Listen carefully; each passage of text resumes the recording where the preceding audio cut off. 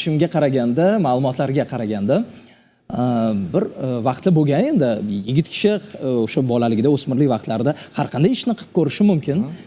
Uyda bir kserokopiyalarda qog'ozda chiqarib sotgan ekansiz deb eshitdim. Shunaqa ishlar bo'lganmidi? Lekin haqiqatda juda ham bir chiroyli izlanibsizlar. Bu ancha Sherlock Holmes nabirasi. ancha yillar oldin bo'lib o'tgan voqealar bu. To'g'ri, kserokopiyada ya'ni ishlaganman. 2000 adashmasam 10-11-yillar edi.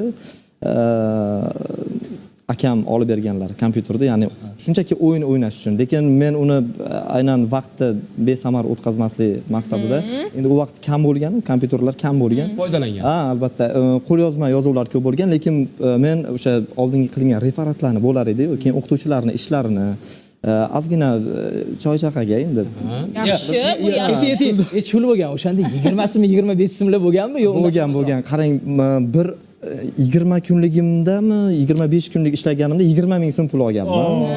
U men uchun juda ham katta pul edi, chunki o'zim birinchi ishlab topgan pulim edi va sinfdoshlarim oldida ham 20 ming pul bor, ikkisida nima ham shunaqa yurilgan.